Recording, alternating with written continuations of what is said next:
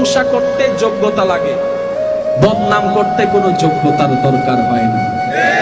কেউ যদি আপনার সমালোচনা বদনাম করে আজকে থেকে মন ছোট করবেন না, বরং মুস্কি হেসে তার জন্য দোয়া করবেন। যে খুশি মনে আপনার গুনাহ নিচ্ছে, নিজের সওয়াব আপনাকে দিচ্ছে, তার জন্য দোয়া করবেন, মন ছোট করবেন না।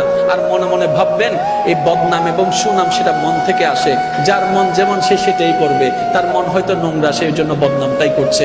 আপনি সুনাম করে নিজের সুন্দর মনের পরিচয় দিয়ে দিবেন, রবের রহমত আপনার কাছেই আসবে। সুবহানাল্লাহ। সবচাইতে বড় বাস্তবতা মৃত্যু। মৃত্যুর খবর শুনলে আমরা আলহামদুলিল্লাহ বলি না, রব্বানা আতিনা বলি না, একটা আয়াত বলি ইন্না লিল্লাহি ওয়া ইন্না ইলাইহি রাজিউন। তার মানে কি?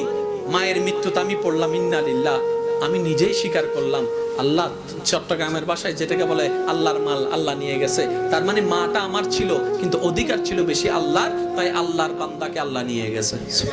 যদি জীবনে সফলতা করতে চান, বলেন না। কেউ আপনার বদনাম করছে, চুপ। কে আপনাকে গালি দিচ্ছে, চুপ। কে আপনার বিপক্ষে বলছে, চুপ।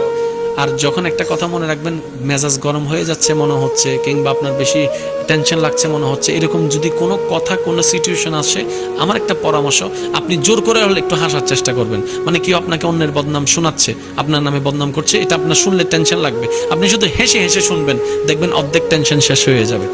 আর মনে মনে বলবেন শুধু একটাই, আলহামদুলিল্লাহ, আলহামদুলিল্লাহ, আলহামদুলিল্লাহ। মুখে থাকবে হাসি, মনে থাকবে রবের প্রশংসা। সুবহানাল্লাহ।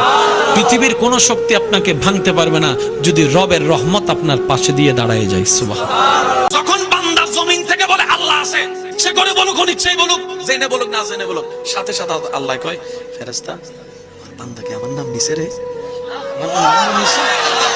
আল্লাহ শুনলাম তো। কয় কেন আমার নাম কেন নিছে?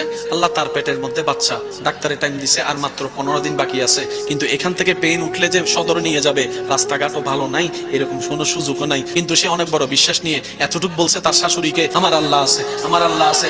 যে আল্লাহ পাক বলে, আমার বান্দা যেহেতু আমার নাম নিয়েছে, আমার বান্দা বুঝে নেক আর না বুঝে নেক, আমার নাম নিয়েছে।